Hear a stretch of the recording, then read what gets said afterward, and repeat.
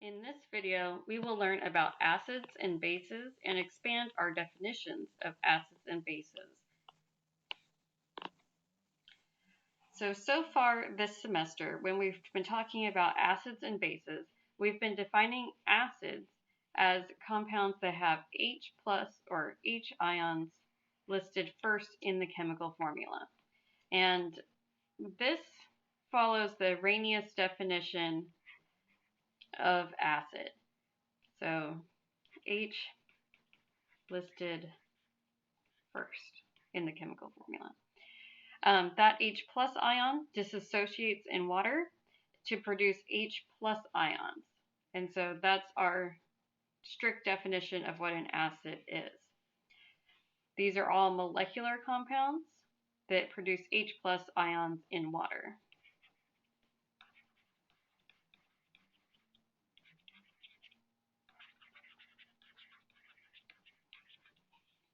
And then so far our bases all produce OH minus ions in solution.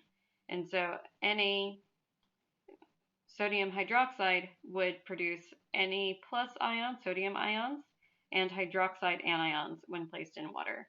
And so this is an ionic compound that contains hydroxide.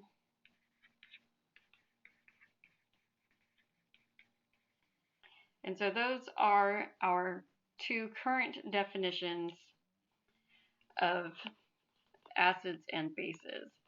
The problem is that this Arrhenius definition of acids and bases doesn't explain all of the acid and base compounds known. For example, NH3, ammonia, doesn't have any OH minus ions, yet it forms basic solutions. And so why does it act as a base if it doesn't have any OH minus ions in the chemical formula? The Arrhenius definition also doesn't explain acid-base reactions that take place out of aqueous solution, although in Chem 3A we will be staying in aqueous solutions. And then also, lastly, H plus ions do not actually exist in water. Acid solutions, that H plus sticks to a water molecule and makes H3O plus ions. And so that's known as the hydronium ions. So this H plus ions in water doesn't really exist. It's just convenient when we're talking about the Arrhenius definition. But it doesn't explain why that is. So instead we'll be talking about the Bronsted-Lowry definition. And so the Bronsted-Lowry definition is the definition of acids and bases that we will be using for the rest of the semester. In a Bronsted-Lowry definition, acids are H plus donors, and a base is an H plus acceptor. And so we have to write that down, that acids are H plus donors and bases are acceptors. And so a base, in order to accept an H plus, has to have an unshared pair of electrons. Must have lone pair of electrons. And so we also have to keep in mind that our atomic structure of hydrogen has one proton and one electron.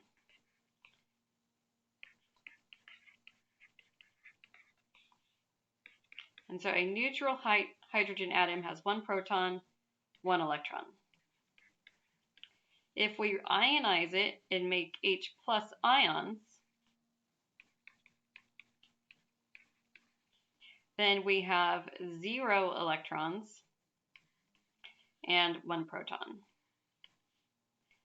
And so we still have the 1 proton. And so since we have 1 proton and no electrons, we can also just say that H plus is equal to a free proton for the most abundant isotope of hydrogen.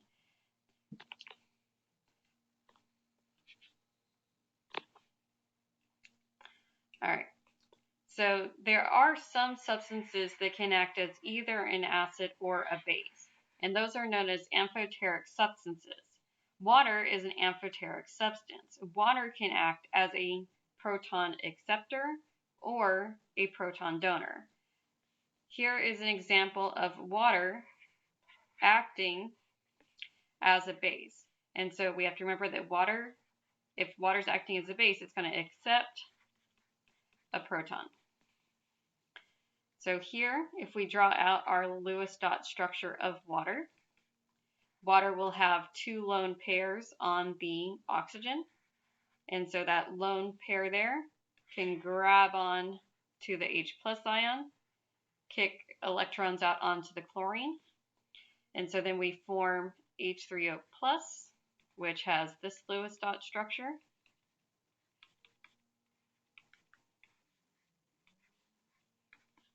And Cl minus, which would have all the electrons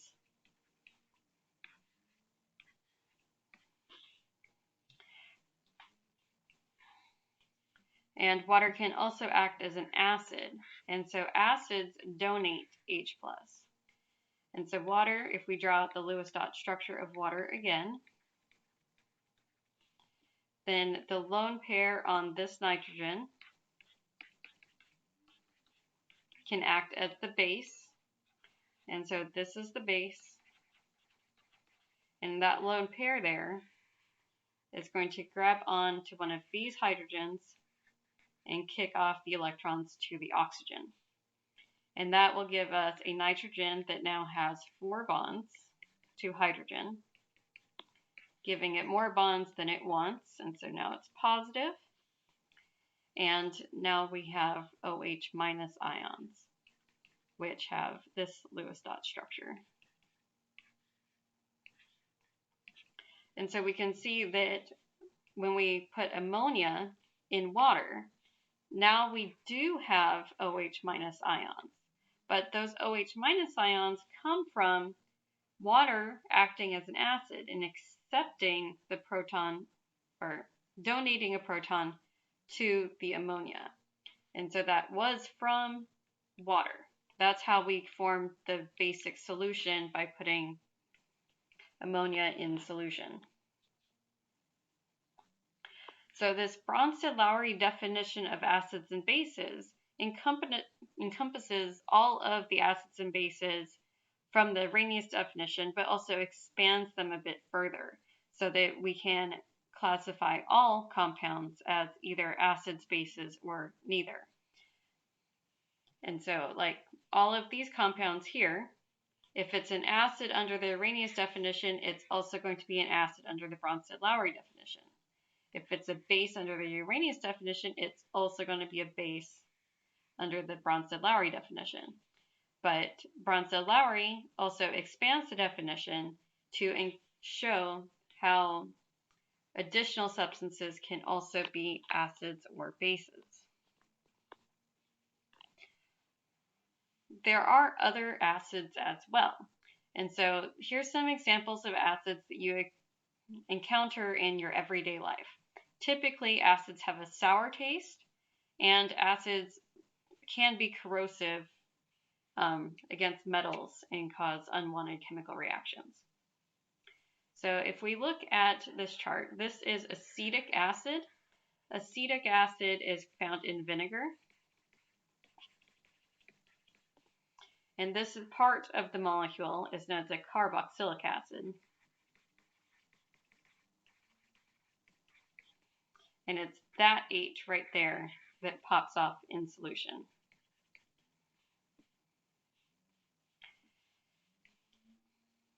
And then over here, this is phosphoric acid.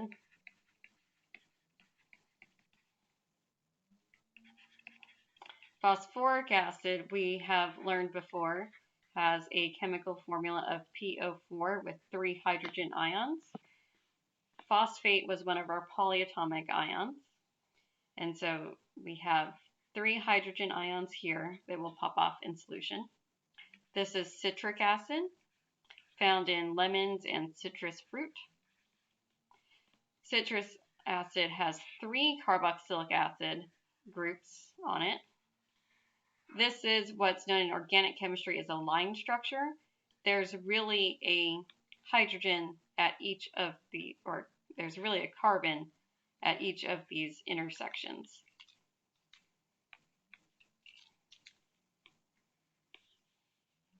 And this is ascorbic acid, also known as vitamin C. How that makes the definition of acid is a little bit more complicated, and we won't really get into that. All right, so identifying acids and bases. So in chapter 3, we learned about binary acids and oxyacids. Binary acids had H listed first in the chemical formula, and then they had one of our anions, monatomic anions.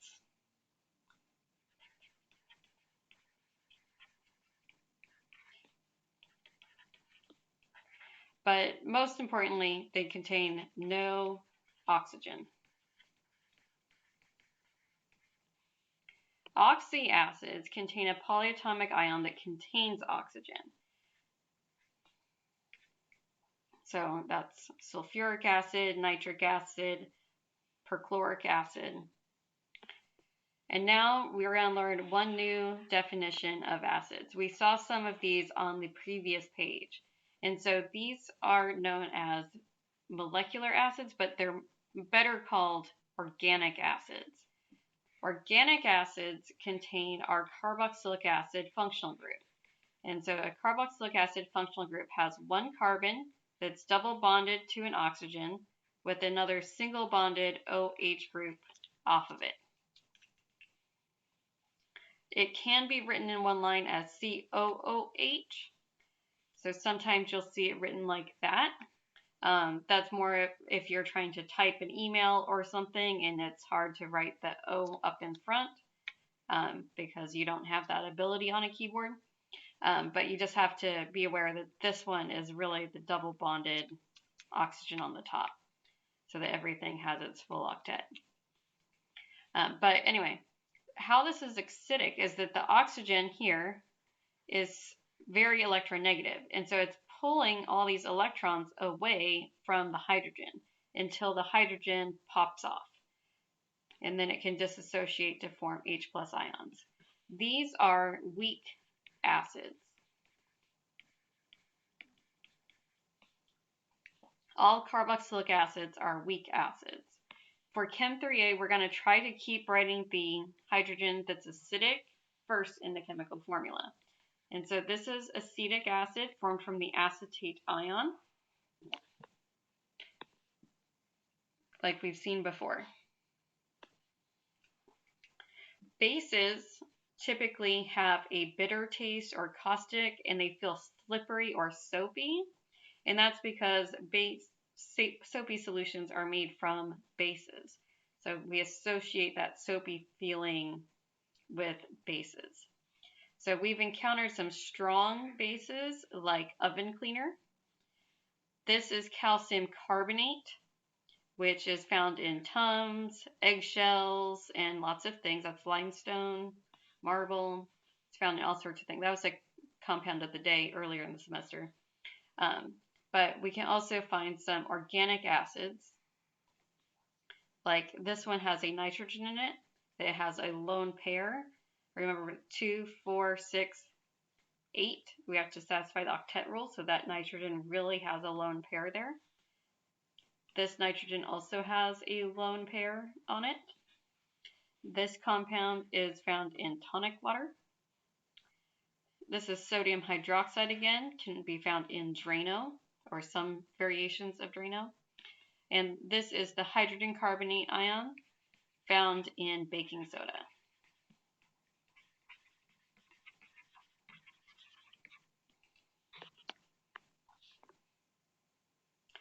So when you're looking at chemical formulas trying to identify acids and bases, we're going to have ionic bases, which contain either the hydroxide ion or the carbonate anion. And then we're going to have molecular bases, which contain an amine. So amines are carbon-based ammonia derivatives. And so ammonia had 3 hydrogens. And now when we're looking for amines, which is spelled similarly, we're looking for carbon, at least 1 carbon, but amines can have more than that as well. Amines could have 2 carbons and 1 hydrogen, or amines could have 3 carbons and 0 hydrogens. Amines is a generic term for any of these variations. So sometimes we just use R to mean for the rest of the molecule, carbon something or other. So all these R's mean carbon something.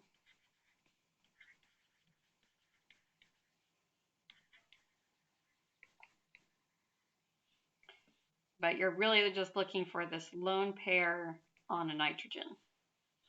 That lone pair on the nitrogen is going to be accepting protons. So if we look at pseudoephedrine and the chemical structure of pseudoephedrine, then this nitrogen here had 2, 4, 6 electrons, so it needs 1 lone pair. And so this 1 lone pair on the nitrogen is going to make it a base. And of course, this carbonate ion also will help act as a base. All right, here's a practice problem for you. I want you to analyze the Lewis dot structure of aspirin and isoamyl acetate, which is one of the organic compounds known for contributing to the scent and flavor of bananas.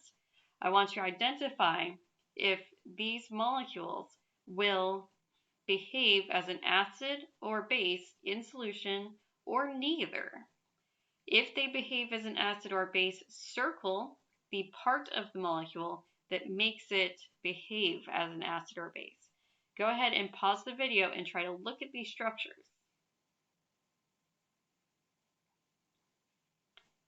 Okay, you have an idea? Let's look at these 2 structures. So a carboxylic acid, to refresh our memories, has a C double bonded to an O with another OH. And so this would behave as an acid.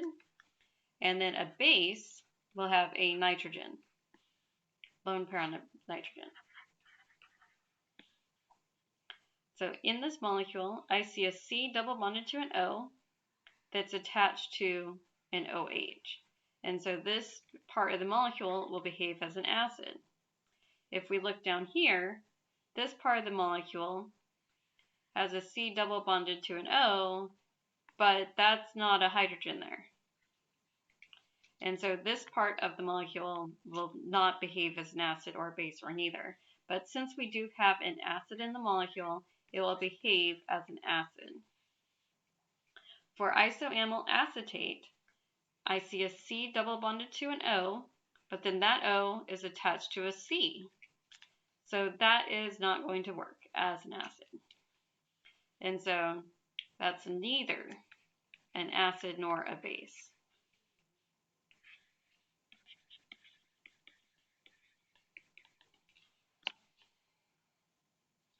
Sometimes periodic trends can help you remember things. And so you don't really need to know this, but sometimes patterns help you remember. So generally speaking, acid strength increases as you go across from left to right across the period. And so acid strength increases.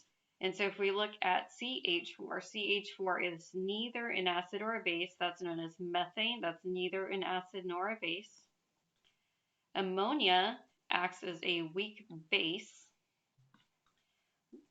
Water is amphoteric, meaning it can act as either an acid or a base. And then hydrofluoric acid is a weak acid. And so we can see that things are changing as we go across and becoming more and more behaving like an acid. Additionally, acid strength increases as you go down a group. And so HCl is a strong acid, but HF is only a weak acid. And that has to do with atomic size. If we remember our periodic trends for atomic size, fluorine is smaller than chlorine.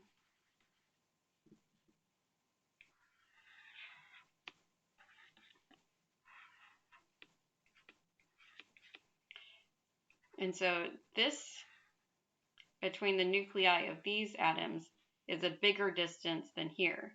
And Coulombic attraction says that if you have a longer distance between them, then it's a weaker force of attraction. And so, weaker bond between hydrogen and chlorine compared to HF. And so since it's a weaker bond, it's going to break more easily. And that allows it to be a stronger acid. And then if you go down the group, HI is going to be even stronger than HCl in terms of acid strength because the bond between hydrogen and iodine is going to be even weaker.